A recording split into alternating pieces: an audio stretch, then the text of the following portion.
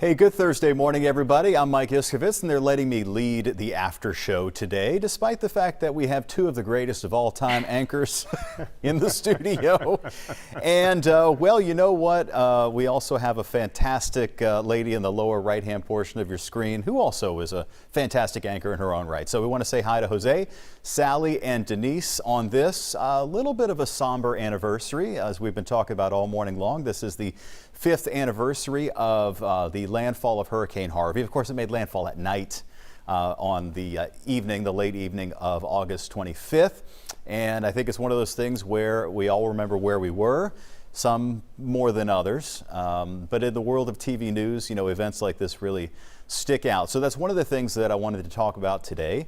And why don't we go ahead and ladies first, we'll begin with Sally, who was out in it. I mean, you were literally out in it. And you were telling me, you know, taking shelter at a Buc-ee's and, you know. Yeah.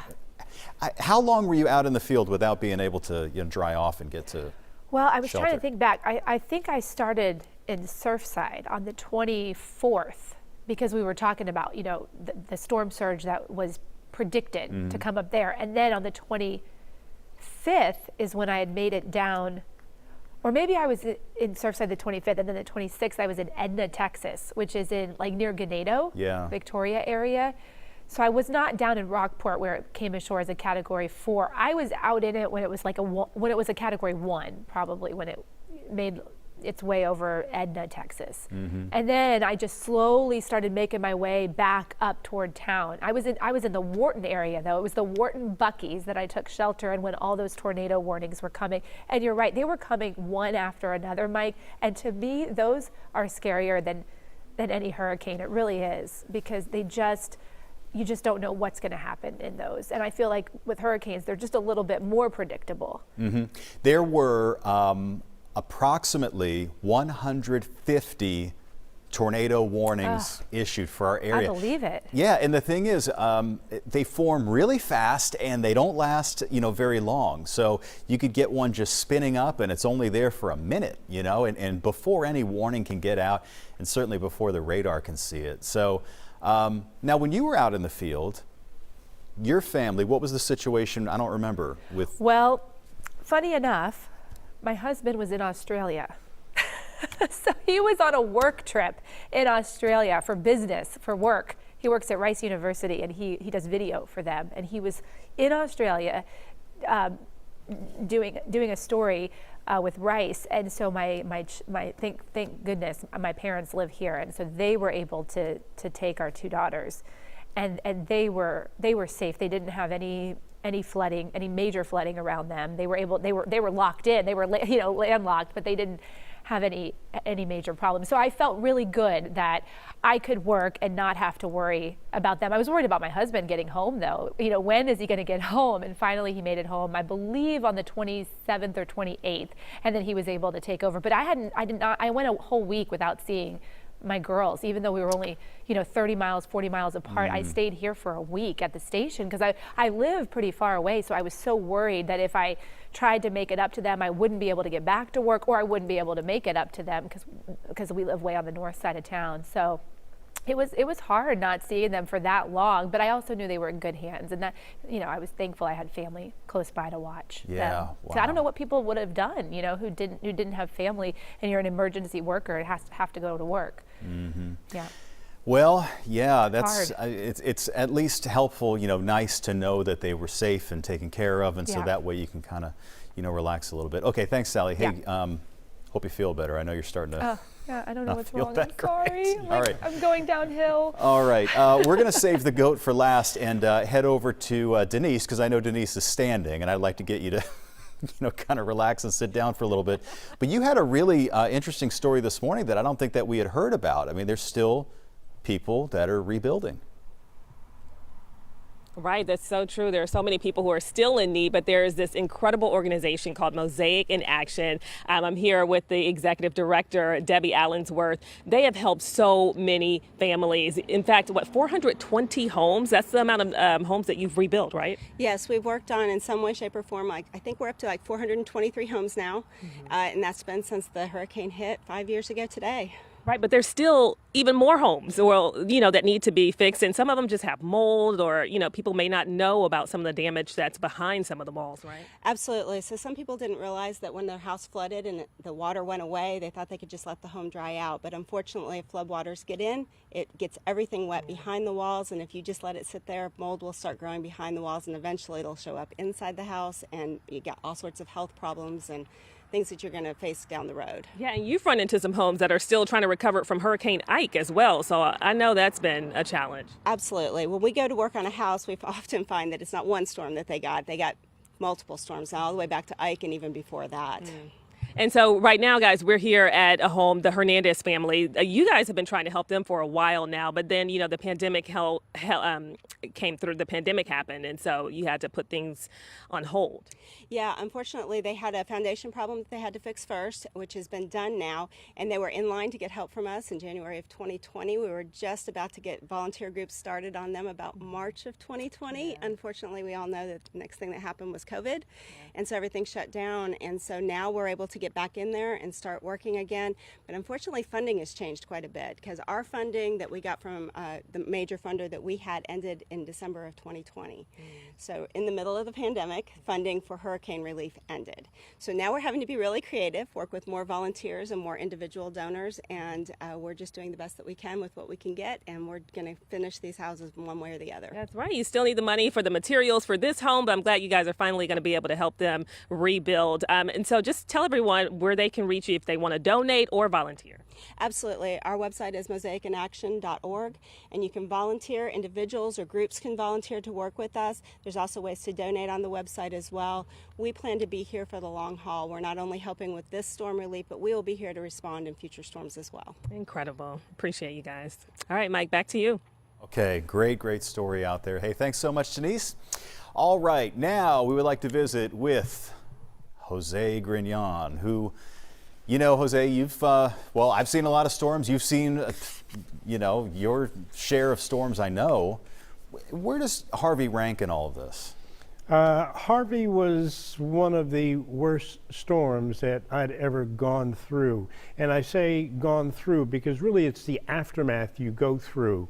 I've been through other storms in South Florida that have been very powerful, but there was never the flooding that we experienced in this particular area. That is what caught my attention. And, the folks who had to deal with the flooding, those were the ones who I really was concerned about. I was okay. I was here at the station. My family was okay. Everyone was fine. But when I saw the images come in from the photographers and the reporters who were out covering everything, you just have this heartfelt feeling that, oh my Lord, something is happening that has never happened before. And to a certain extent, that was the case. No one had ever seen the type flooding that we had in our area because of the aftermath, not the actual hurricane. Sure, we went through the wind and the tornadoes that you were mentioning a few moments ago, but it was the flooding that no one thought was happening. I spoke to a woman who had her home repaired by an organization called Rebuild Houston.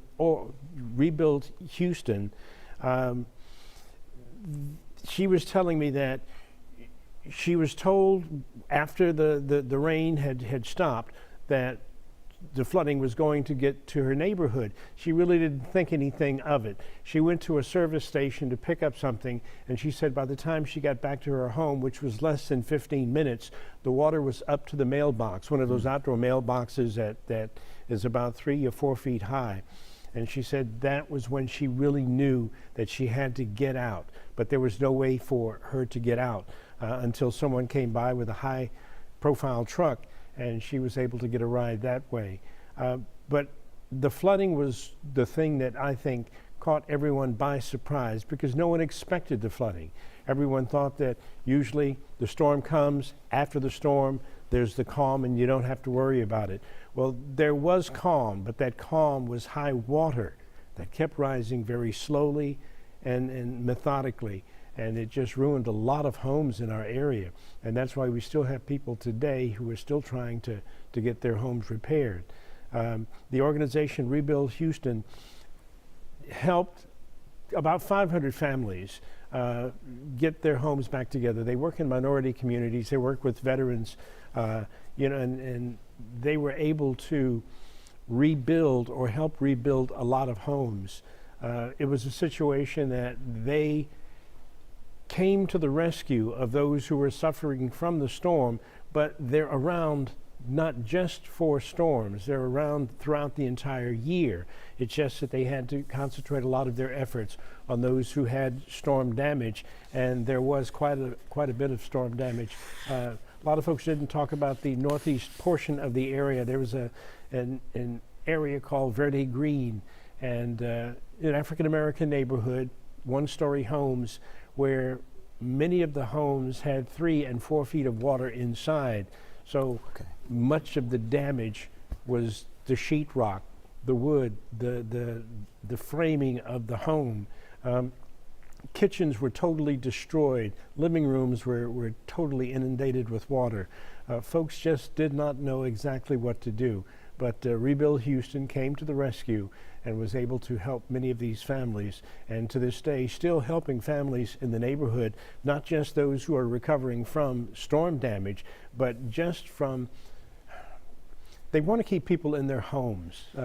Homeowners in low-income areas, they want to keep them in their homes. So what they do is just try to look at homes, evaluate the homes, and try to rehabilitate the homes to keep the people in those homes for themselves. There were a lot of storms that I've covered as a reporter, but Harvey kind of takes the cake. Mm-hmm.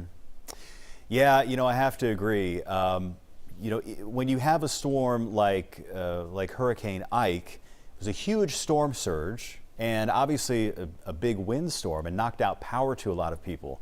But after the storm passed, at least you could get from point A to point B.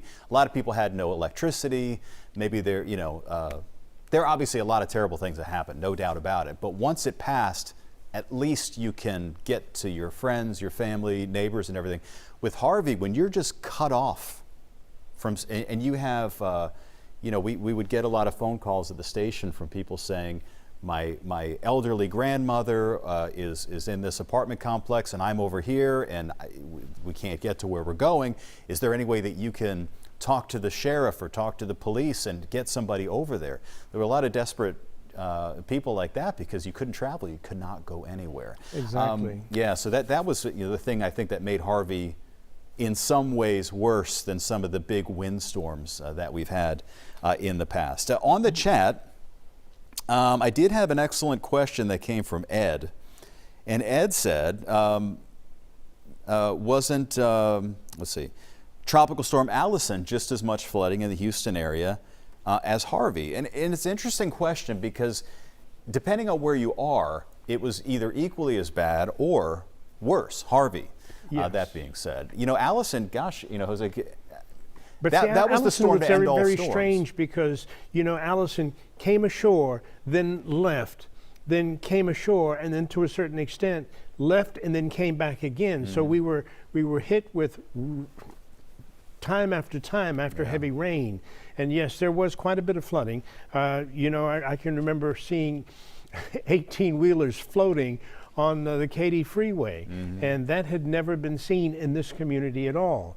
But you didn't have the strong winds. You didn't have the sustaining winds that lasted for hours and hours and hours. Then following, you had the flooding. Allison was here dumping a lot of water, leaving. Everything was calm for a while, then returning, dumping more water.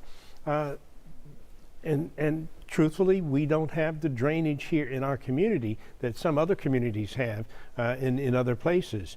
So where was the water going to go? It was going to stay here, and apparently it did stay here. Yep, definitely. And just to put some numbers on it for the gentleman who asked, the maximum rainfall with Tropical Storm Allison on the northeast side of Houston was about 39 inches. The highest rainfall measured with Harvey was in Nederland, Texas, which is over by Port Arthur, 60 inches, and in our area up to about 52 inches. So it was unbelievably worse. You, All right. you know, Mike, sometimes we use words to describe certain things, and in a conversation I had this morning with our executive producer, he was reminding me that you used a word that you very seldom use when you're doing your weathercast, and that was colossal. And to a certain extent, it was a colossal rainfall and a colossal flood that ended, you know, it really affected many people's lives, and still people are being affected to this day. Yep, they definitely are, and it may take a few, more years for everything to get settled, and let's just hope and pray that nothing else hits, in the meantime. So speaking of that, I wanted to show you some weather graphics related to Hurricane Harvey, but also related to our ongoing, situation where we're keeping an eye on the tropics. This is a look back at Harvey and what's called rapid intensification. And this is something that's really happened much more often in the tropics in recent years. We had the second from the bottom picture is a picture of Harvey, the satellite view, but also an advisory from the National Hurricane Center. At that point, it was a tropical storm. 32 hours later, so, just slightly more than a day later, it had reached Category 4 hurricane status. And that's unbelievable, that it went from tropical storm to Cat 4 in 32 hours. And that's an amazing thing for the brain to have to, wrap your head around, I suppose. And this is a look at Harvey when it was making landfall, which was at about 10 p.m., 11 p.m. or so on August the 25th, 2017.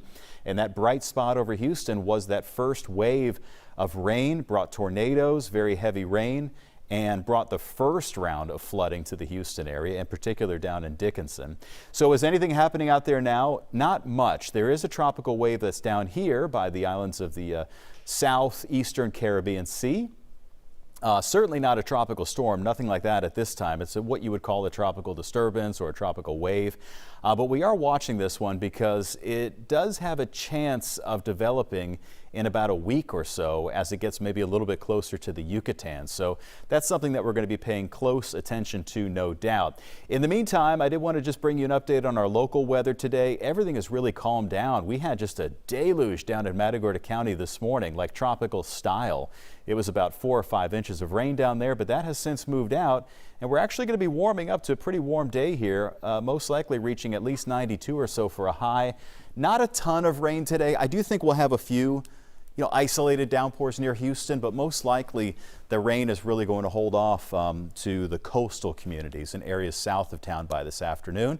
And then notice we do have a bumpy road ahead with a good chance for rain each and every day for the next several days. I want to remind you that we do have a Hurricane Harvey special that is coming up. We also have a Texan special that's coming up that you'll want to tune in tonight for our 5 p.m. and 6 p.m. newscasts, and our special, I believe, at 6:30. And then we're going to be talking about Hurricane Harvey for the next couple of nights on our evening newscast. So please tune in for that.